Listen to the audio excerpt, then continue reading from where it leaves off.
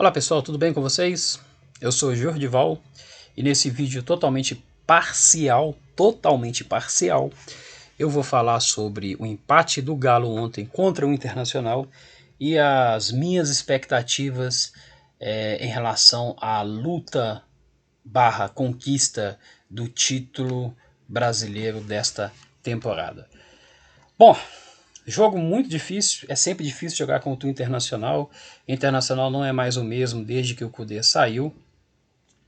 Alguém vai dizer, nossa, mas estava todo mundo ganhando do Internacional. Pois é, mas é um jogo difícil, é um adversário de muita tradição. E se o jogo é difícil, nada mais tranquilo para você facilitar a partida do que você chamar o Igor Rabelo. É só chamar o Rabelo que ele resolve. Como você pode observar aqui no primeiro gol do Internacional. Mostrar para vocês o Rabelo. Esse aqui é o Igor Rabelo. Ele está ali observando as placas de publicidade. O Gabriel também. O Guga está aqui. Tem um cara na sua frente aqui, Guga. Você viu? Acho que ele não viu. Patrick passeando por aqui. O Arana e o Alan estão aqui também, observando alguma coisa. Provavelmente vendo se o Heavy vai conseguir tomar a bola. Tem um cara marcando o juiz. E aí você sabe o que aconteceu. Esse carinha aqui, Yuri Alberto, ele atravessa tranquilamente aqui, chega e faz o gol. Eu fiquei pensando o seguinte, vendo essa imagem, se ele tivesse acertado a trave, ou se o goleiro tivesse defendido e a bola voltada aqui assim, ó, eu imagino que o Patrick ia chegar finalizando, porque eu acho que esses 4 marcadores aqui não estavam nem vendo o Patrick. Erro bizarro, 1 a 0 para o Inter, Galo empata, o Hever tenta cruzar aqui na jogada de bola alçada à área, ele pega a sobra, tenta cruzar, o Musto faz o gol contra, 1 a 1. O Galo cresce, tem a oportunidade de fazer gols com Vargas, 3 oportunidades, um gol que foi anulado, e bem anulado, ele estava impedido, um chute que ele recebe a bola na cara do gol, a bola passa raspando, e uma tentativa ali da entrada da área de finalização, em que ele poderia ter passado para o Guga, mas é bem provável que se ele tivesse tocado para o Guga teria dado um daqueles chutes a lá Roberto Carlos, só que não, um chute bem fraquinho, provavelmente o goleiro iria defender sem grandes dificuldades. E aí termina o primeiro tempo empatado, o Galo com mais posse de bola, num total de finalizações um pouquinho a mais que o Inter, né, 5 a 4, mas as finalizações no alvo mesmo só uma, e aqui conta como finalização no alvo quando você acerta ali, o goleiro defende, ou a bola no mínimo pega na trave, aquele chute para fora, passa raspando, isso não é considerado no alvo não. Esse tipo de finalização, o Galo teve 3, o Inter 2, o Galo jogou um pouco melhor ali no primeiro tempo, teve ali mais oportunidades, poderia até ter virado o jogo. O Internacional jogava bem fechadinho ali, marcando e tentando sair no contragolpe, o Galo com as suas linhas altas como sempre, os 3 zagueiros ali praticamente no meio campo, o goleiro adiantado, e é aquela coisa, né, se aproveita, sufoca o adversário, faz os gols, beleza, se perde a bola, um abraço. E aí vem o segundo tempo, o Galo começa bem, o Sacha perde uma grande oportunidade aqui de fazer o 2 a 1, mas aí o menino Johan, tá jogando bem o Johan, ele acaba fazendo o segundo gol do Galo, e aqui dá para ver até o tempo, né, aos 15 minutos, uma grande jogada do Keno, o cara mais técnico que a gente tem no time, impressionante como joga o Keno, corta para dentro, lança pro Johan, e ele vai lá e faz o 2 a 1 pro Galo. E a partir daí, depois do 2 a 1, o Internacional cresceu, passou a dominar o meio de campo, não sei se é porque o Galo apostou em deixar o Inter jogar e partir para o contragolpe, ou se o Inter se impôs fisicamente mesmo e ganhou o meio de campo. O Galhardo quase empatou a partida, ele começou no banco, entrou no segundo tempo, e aí sai aquele lance, aliás, antes do lance bizarro, começou a sequência de substituições. Saiu o Sacha, beleza, entrou o Alan Franco, o que a gente vai fazer aqui? Reforçar o meio de campo. Tranquilo, faz sentido. Aí sai o Vargas, cansado, entra o Marrone. Marrone corre muito, né? Descansado. Beleza, contra-golpe. Vamos reforçar o meio de campo com o Alan Franco. Bola no Keno e no Marrone. E aí depois sai o menino Johan. Entra o Zaratio, descansado, jovem, beleza. Mais força ali no meio de campo. E contragolpe, Marrone e Keno. Só que esse contragolpe nem estava acontecendo, né? E aí, o Keno, já cansado também, vai sair. Nós vamos colocar um atacante no lugar do Keno, né? O Savinho, o Marquinhos. Não, vamos colocar o meia, vamos colocar o Natan. Tá, beleza. O meio de campo tá bem reforçado. Dá para ganhar esse meio de campo do Internacional. Só que aí é apostar no Marrone. Ah, o Natan vai ajudar ali ofensivamente? Tá, até vai. Mas assim, é apostar como a opção ofensiva ali o Marrone. Bola no menino Marrone. Pois é, mesmo assim o Internacional continuou dominando o meio de campo. E aí surgiu aquele lance bizarro. O Alan não consegue dominar a bola. Aí a marcação do Inter chega em cima, na pressão em cima. Não sei se dava para ele tocar aqui pro Arana, pela posição do corpo dele, acho que não dava. Não dava para tocar aqui pro Guga, nem pro Igor Rabelo, que está aqui observando, o Guga também. Aí ele toca atrás pro Hever, o Hever dá aquela espanada, a bola bate no zagueiro do Inter, aliás, bate no meia do Inter, volta. E aí, amigo, na velocidade, um abraço. Aí o atacante jovem do Inter parte para cima, vai embora, aqui o Hever tentando correr. Aí o Igor Rabelo aqui está fazendo o quê? Ameaçando dar uma corridinha? Não, ele está pegando o celular para chamar um Uber. E aí vocês podem ver que no momento da finalização o aplicativo deu pau, o Igor Rabelo ainda não conseguiu chamar o Uber, ele não está aqui na foto, ele não chegou ainda. O Hever está aqui fechando para tentar marcar esse cara aqui caso tenha uma sobra e vai sair o gol de empate do Inter 2-2. E aí, só com o Marrone na frente, sem Vargas, sem o Keno, já era. Mas mesmo assim o Galo teve uma chance. O Alan Franco recebe uma bola do Guga e dá aquele chute potente, igual um menino de 6 anos chutando uma bola dente de leite. E aí 2-2 e a vaca foi pro brejo. Aí não teve jeito. Terminou a partida 2-2. Segundo tempo, para mim o Internacional jogou melhor. Mas era uma partida que dava para o Galo ter segurado a vitória. Não dá para tomar um gol numa falha daquela. Um dos lances mais patéticos e bizarros aí que eu já vi a defesa do Galo protagonizar. E aí, o que acontece? A probabilidade de título, segundo a UFMG, 56,7% para o São Paulo. Entrega a taça, né? Acabou o campeonato. Felizmente, futebol é futebol, as coisas podem acontecer. E aí, quando as coisas acontecem, São Paulo perder algumas partidas, essa estatística acaba mudando. Mas hoje a perspectiva é enorme para o São Paulo ser campeão. E aí a gente lamenta porque a gente tinha 3 jogos aí para vencer, somar 9 pontos, ganhamos do Corinthians, vamos embalar, vamos ter nosso trio fenomenal, o Keno, o Savarino e o Vargas. E aí não aconteceu, né? Veio o surto de Covid e o Galo acabou perdendo para o Atlético do Paraná, depois empata com o Ceará ganhando o Botafogo. Mas não dá nem para reclamar muito, porque Covid aconteceu com o Galo, aconteceu com o Palmeiras, com o Atlético do Paraná, com o Santos. Enfim, os times aceitaram voltar o campeonato no meio de uma pandemia, então vai acontecer.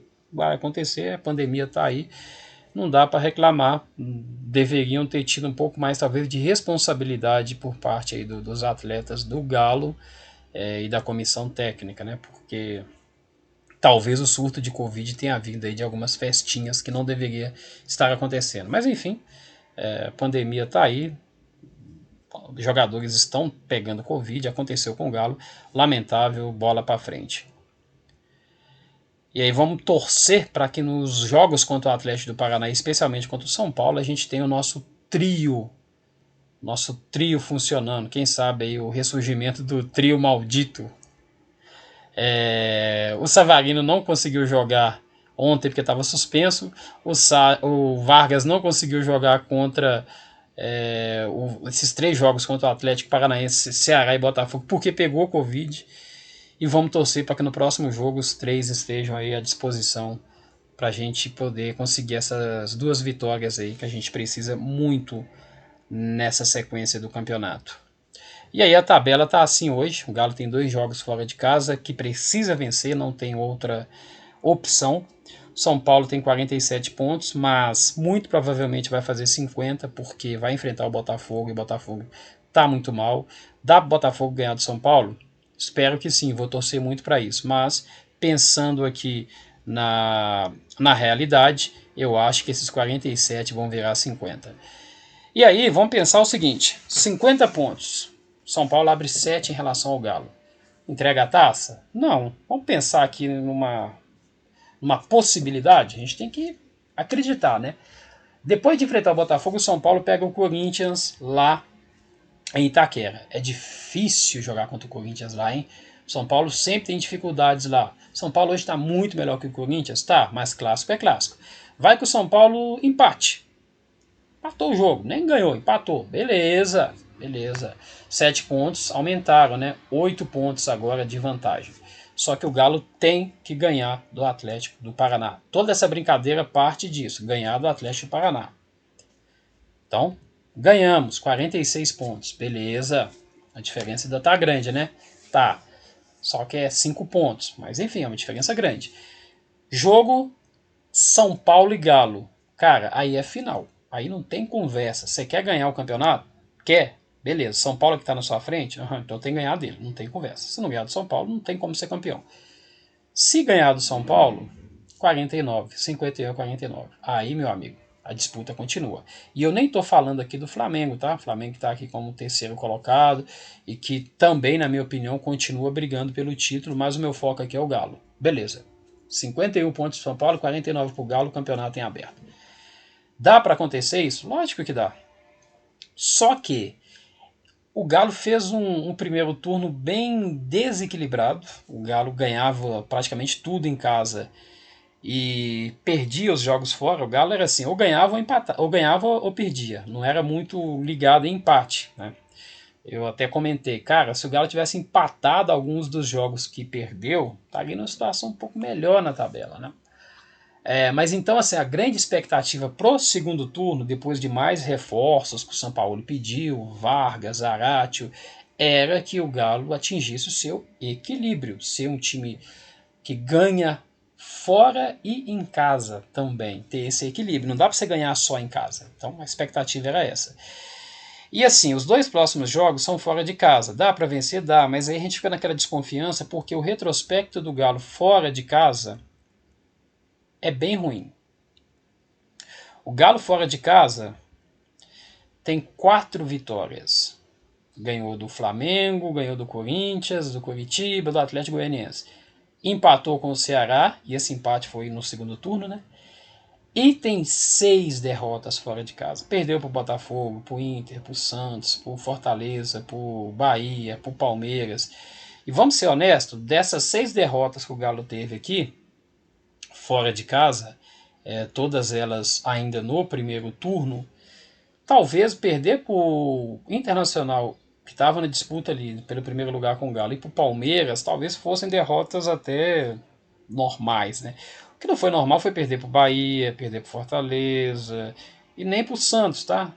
No momento em que o Santos se encontrava, perder para o Botafogo. Então, assim, foi muito desequilibrado e o desempenho fora de casa muito ruim. Qual que é a expectativa para o segundo turno? Melhorar o desempenho fora de casa, passar a ganhar jogos também fora de casa, especialmente jogos com equipes que estão ali na parte de baixo da tabela, que é o caso do próximo adversário. Então, assim, não tem muita conversa. Se quer ser campeão, tem que ganhar do Atlético do Paraná. Parte disso, cara. Se não ganhar do Atlético do Paraná, aí lascou. Aí é só pensar mesmo em terminar ali entre os 4 e Libertadores para o ano que vem. Algumas coisas sobre esse time do Galo. Coloquei umas fotos aqui, a foto do Reinaldo, grande Reinaldo, hein? Algumas coisas sobre o time do Galo é o seguinte.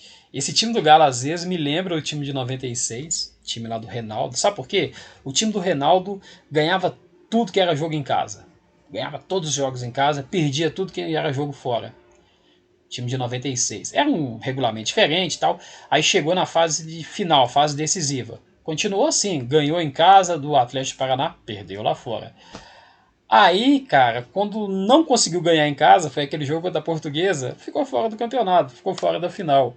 Então, assim, não dá para ficar ganhando só fora de casa, só em casa. Você tem que ganhar fora também. Time que vai ser campeão não pode ser igual era o time de 96 que só ganhava em casa. Você tem que ganhar fora de casa também. Às vezes me lembra também o time de 2015 do Levi, porque jogava com as linhas altas, Galo doido, vamos para cima, vamos para cima, vamos para cima.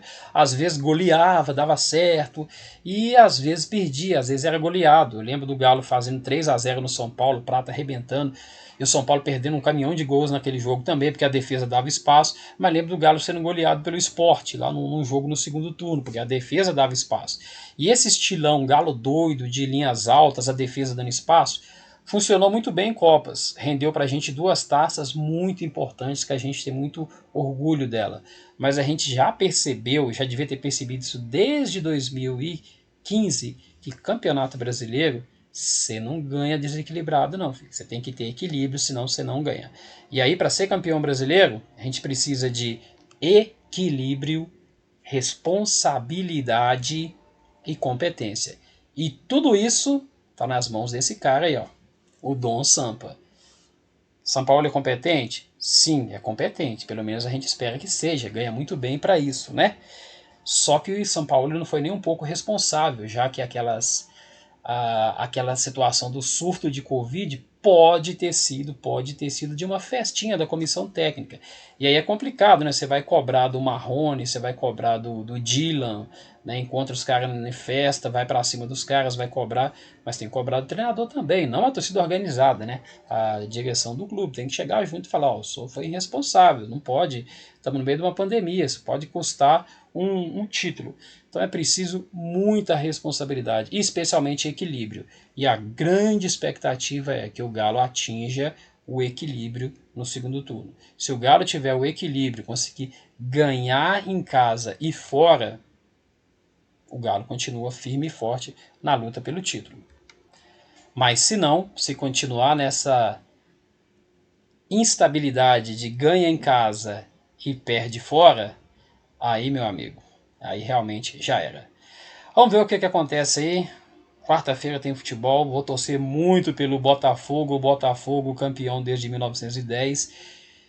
Sei que é difícil, provavelmente o São Paulo vai vencer o jogo, mas vou estar lá, fogão e eu torcendo pro Botafogo. Depois vamos lá, Timão e eu torcendo pro Corinthians, mas não adianta nada secar se a gente não fizer a nossa parte. Sampaoli, equilíbrio, meu amigo, responsabilidade e coloca a sua competência aí para funcionar. Afinal de contas, você está ganhando muito bem para isso, hein? Pessoal, esse foi o meu vídeo aí de análise barra desabafo barra mais algumas coisas que eu nem sei o que. Se você gostou do vídeo, deixa um like aí no final. Se inscreva no canal, mesmo que você não seja torcedor do Galo. Eu costumo falar de outras coisas também, não apenas do meu time, é porque hoje realmente eu tinha que falar do Galo. Um abraço a todos vocês e até o próximo vídeo.